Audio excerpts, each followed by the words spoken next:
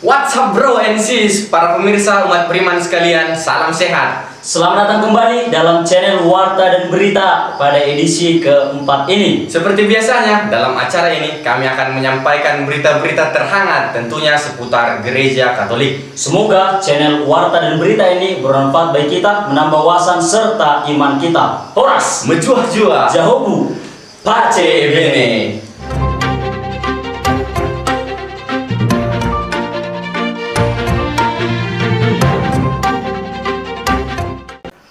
Inilah Warta dan Berita selengkapnya.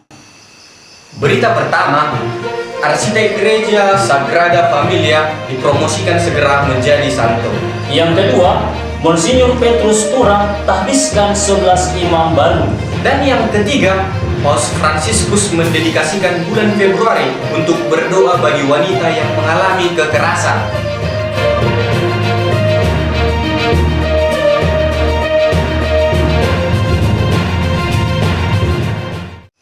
Para pemirsa, kita ke berita ke Barcelona. Bro, yuk berbicara soal Barcelona, apa yang terlintas di benakmu kira-kira? Sebentar saya memikirkan klub sepak bola, yaitu Barcelona, Lionel Messi dan lawannya Real Madrid. Tapi jangan salah juga bro. Di Barcelona itu terdapat juga ikon unik bersejarah tentunya. Apa itu, bro? Sebuah gereja besar yang bernama Sagrada Familia. Dan orang-orang sering menyebut itu gereja keluarga kudus. Dan gereja keluarga kudus ini dibangun oleh seorang arsitektur ternama yang bernama Antonio mungkin. Bukan, Gaudi Antonio. Oh, Pada tahun 1883 silam. Ya, itu dia. tunggu bro, saya ingat dulu.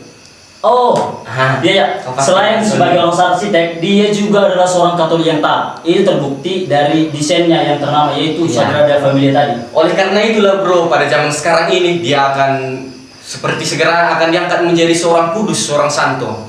Oh, begitu bro. Kalau ingin tahu kelengkapan beritanya, mari kita saksikan cuplikan ini. Check it out. Father Gabriel Cordova is also a Spanish architect and wrote a book on the theology behind Gaudi's work. He says that many elements have been gathered to show that the brilliant architect was a saint. Seperti katedral abad pertengahan, Gaudi memahami Sagrada Familia sebagai bagian dari katekesi besar. Dia menempatkan altar yang biasanya ada di dalam gereja keluar gereja, di mana setiap orang dapat melihatnya. Gaudi ingin mencerminkan gereja Kristen mula-mula, tetapi dengan kemajuan zaman. Paus Benediktus ke-16 mengatakan bahwa kemampuan Gaudi untuk mengeluarkan altar, 3 bagian depan atau wajah gereja yang menakjubkan, dan 18 menaranya mencerminkan suatu eklesiologi. Di sana, gereja mengenalkan kemuliaan Tuhan melalui keindahan. Frater Gabriel Cordova, seorang arsitek Spanyol, berkata bahwa Gaudi adalah tidak hanya mencari Tuhan melalui arsitektur, tetapi juga menginspirasi orang lain serta sangat menunjukkan solidaritas kepada para pekerjanya, rekan kerja, dan warga Barcelona. Gaudi Antoni meninggal pada tahun 1926 pada usia 74 tahun karena kecelakaan saat proses pembangunan masih terus berlangsung. Ia dimakamkan di ruang bawah tanah gereja tersebut, persisnya di Kapel Santa Perawan Maria dari El Carmen. Asosiasi yang mempromosikan tujuan beatifikasi Antoni Gaudi telah bekerja sama dengan Vatikan untuk mengatakan dia diberkati. Namun sebelum ini, Paus juga harus terlebih dahulu menyatakan dia terhormat, dan hal itu membutuhkan suatu mukjizat yang diterima dari Allah melalui perantaraannya. Bro, ternyata ada sisi lain dari Barcelona, bukan hanya seputar olahraga, yaitu gedung bersejarah gereja yang dibangun oleh Antonio, seorang arsitek. Dia sebentar lagi akan menjadi seorang kudus, bro. Saya teringat orang kudus yang baru-baru ini siapa? Oh, Carlo Acutis, Ya. seorang programmer yang baru-baru ini diangkat menjadi beato. Ya. Ternyata bukan hanya milik kaum berjubah atau kaum religius yang dapat menjadi seorang santo atau orang kudus. Semua orang dapat menjadi orang kudus. Jadi, Markidus, mari kita kudus. Bro, kita beralih ke berita selanjutnya. Dari Barcelona kita ke Kupang. Kau mendengar baru-baru ini ada tahbisan 11 diakon? 11 diakon. Iya, Oh, Bro, enggak. itu, Bang. Aku tahu ada 3-nya diakon yang baru ditabiskan. Itu di Medan, bro. Oh iya, Situ di Medan. itu di Medan. Aku lupa ya. Iya, lupa. Oh. Ini 11 orang diakon di Kupang. Jadi bro, ada yang peristiwa yang sedikit berbeda. Tabisannya hanya dengan protokol yang ketat. Karena di sana zona merah, bro. Jadi Kupang. Orang tua yang nggak diundang, bro. Enggak, bro.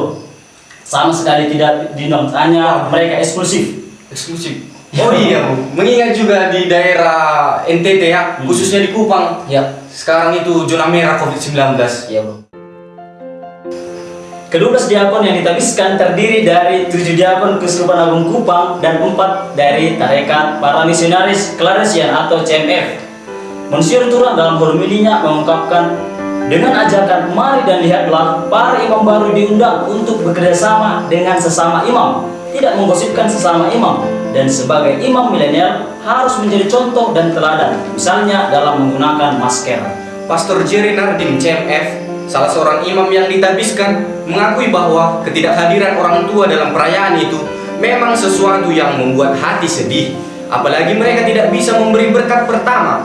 Namun, ia yakin mereka semua, terutama orang tua dan saudara-saudari serta keluarga besar, hari ini bersatu dalam doa untuknya. Provisiat dan selamat melayani sebagai imam muda dan milenial. Ya, sekali lagi kita mengucapkan provisiat dan selamat kepada 11 imam baru yang baru ditabiskan menjadi seorang imam. Semoga para imam baru ini menjadi seorang gembala yang berbau domba. Nah, untuk kamu kaum muda, jangan pernah takut menjadi seorang pastor. Jadi, mari kita jadi pastor. Baik, kita lanjutkan ke berita yang selanjutnya, bro. Berita yang terakhir. Yuk. Kita beralih ke Vatikan. Oke. Kau tahu nggak, bro? Apa itu? Nah, sudah saya duga itu bahwa organisasi kesehatan dunia akhir-akhir ini mengeluarkan bahwa 1 dari 3 perempuan menurut penelitian pernah mengalami kekerasan. Widih. Kekerasan sama, bro? Ya, tentulah kekerasan semacam kekerasan fisik, Hmm. kekerasan verbal, dan Ya. lebih kejam lagi kekerasan seksual. Waduh. Baru saya bilang, bro. Itu mungkin ada dasar atau landasan Paus Fransiskus mendedikasikan bulan Februari ini untuk kaum perempuan yang mengalami penindasan, bro. Paus menolak untuk mengabaikan masalah-masalah yang berkaitan dengan penindasan kaum perempuan. Ya, tepat sekali, bro. Hoy sigue habiendo mujeres que sufren violencia, violencia psicológica, violencia verbal, violencia física, violencia sexual. Sebagaimana diketahui, menurut studi Organisasi Kesehatan Dunia atau WHO, ada 1 dari 3 wanita di seluruh dunia pernah mengalami kekerasan fisik atau seksual. Studi tersebut menemukan bahwa wanita yang pernah mengalami kekerasan tersebut oleh pasangannya memiliki kemungkinan 2 kali lebih besar untuk melakukan aborsi dan serta depresi. Paus telah mengatakan ini beberapa kali. Setiap bentuk kekerasan yang dilakukan terhadap seorang wanita adalah penghujatan terhadap Tuhan yang lahir dari seorang wanita. Kata Paus selanjutnya, mari kita berdoa untuk perempuan yang menjadi korban kekerasan agar mereka dilindungi oleh masyarakat dan penderitaan mereka diperhatikan oleh semua orang.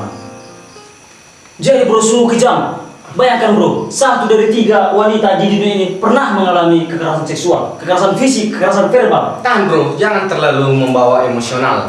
Kita sebagai lelaki tentunya harus menyadari diri kita sebagai ciptaan Tuhan. Dan begitu juga kita memandang perempuan. Jangan melihat sebagai tubuh, tetapi sebagai personal yang diciptakan Tuhan. Sebagai lelaki kita harus selalu mengingat dan peduli akan martabat dan harkat kaum perempuan. Terima kasih bro, saya terbawa suasana tadi bro. Bagaimana lah?